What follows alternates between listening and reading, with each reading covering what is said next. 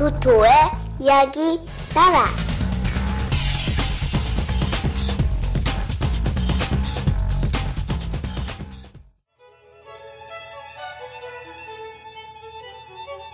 여우고개.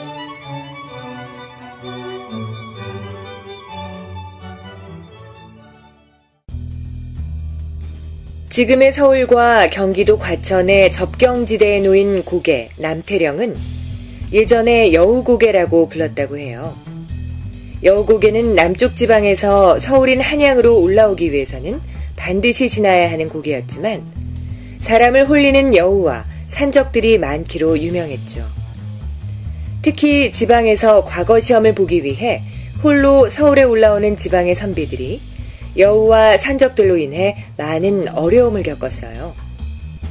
선비들이 과거 시험을 보기 위해 어쩔 수 없이 여우고개를 넘다 보면 하나밖에 없는 길 위에서 산적들을 만나곤 했죠.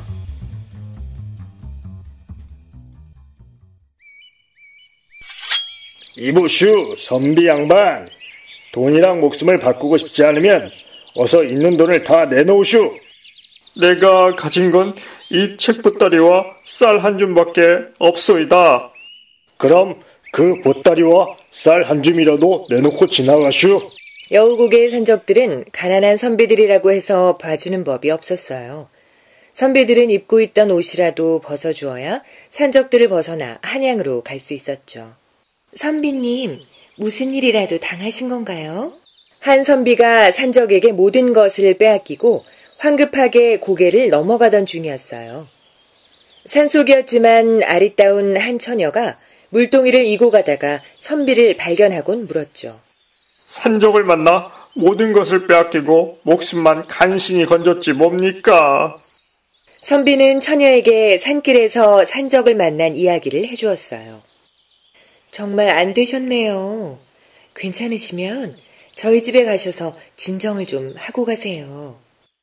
친절한 처녀는 선비의 딱한 사정을 알았는지 그곳에서 멀지 않은 자신의 집으로 선비를 안내했어요.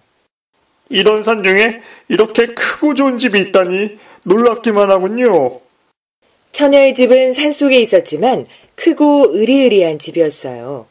그곳에는 처녀의 언니와 여동생들도 있었는데 모두가 따뜻하게 선비를 맞이해 주었죠. 여자들만 있는 집이 조금은 이상했지만 처녀는 배가 고픈 선비에게 상다리가 부러질 정도로 한상 가득 음식과 술을 내주었어요. 선비는 그곳에서 산적을 만나 놀랐던 마음을 진정시키며 배부르게 먹고 마실 수 있었죠.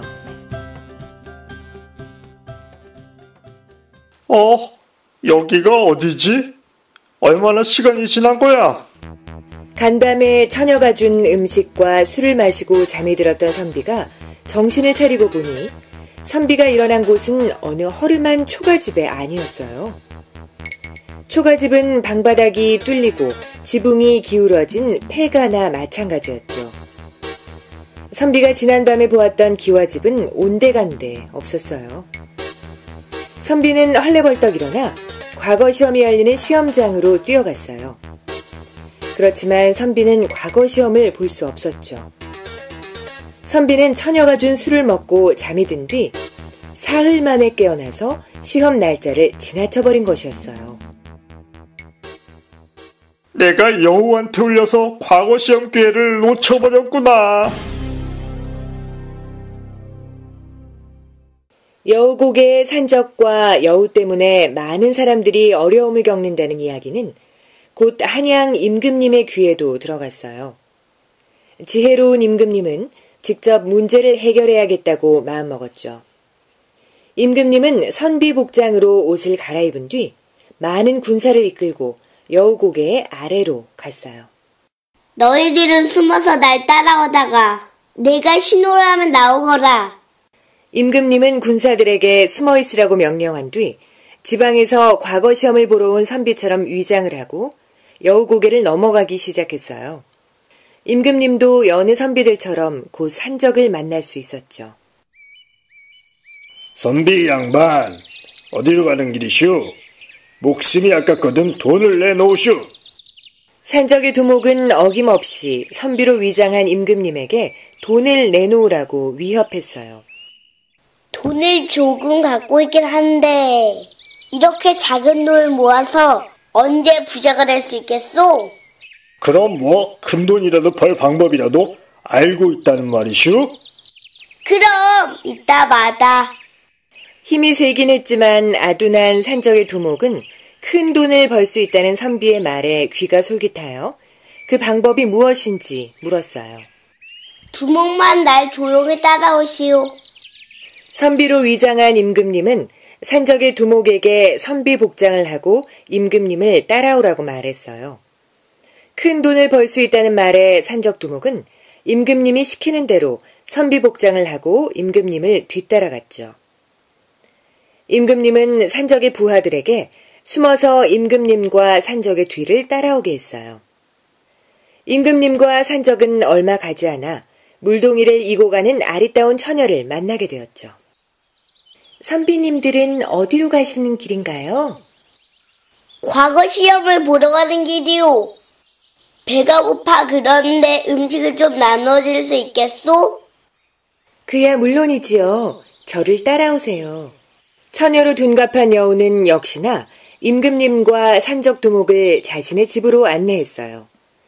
음식과 술을 먹여 과거 시험을 못 보도록 골탕을 먹이려는 생각이었죠. 처녀의 집에 도착한 산적의 두목은 두 눈이 휘둥그레졌어요. 이 산에 다닌 지 오래되었지만 이런 부잣집이 있다는 건 처음 알았소. 산적의 두목은 처녀가 한상 가득 내오는 음식과 술을 보고는 더 입이 벌어졌어요. 이런 집이라면 곳간에 양식도 많고 돈도 많겠지? 처녀를 없애고 이 집을 차지해야겠다. 산적의 두목은 가슴속에 숨겨두었던 칼을 꺼내고 밖에 있던 부하들을 불렀어요.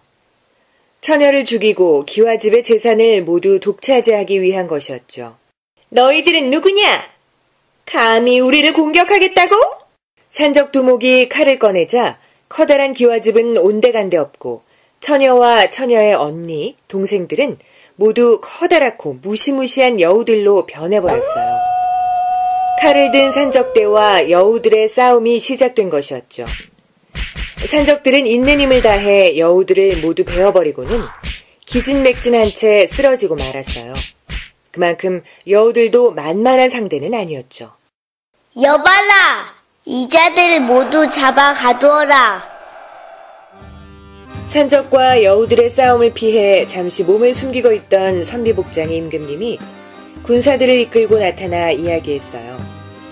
힘을 모두 써버리고 쓰러져 있던 산적 두목과 부하들은 아무 저항도 하지 못한 채 꼼짝없이 군사들에게 잡혀야만 했죠. 지혜로운 임금님 덕분에 나라에서는 오랫동안 골치 아팠던 여우고개의 여우들을 아주 손쉽게 없앨 수 있었고 산적들도 힘들이지 않고 잡아들일 수 있었어요. 여우와 산적들이 없어지자 그 후부터 지방의 선비들은 아무 어려움 없이 여우고개를 넘나들 수 있었죠. 여우가 없어진 여우고개는 더 이상 여우고개라고 불리지 않았고 임금님은 임금님이 사는 궁궐의 남쪽에 위치한 높은 고개라 하여 이곳의 이름을 남태령이라고 지어 불렀답니다.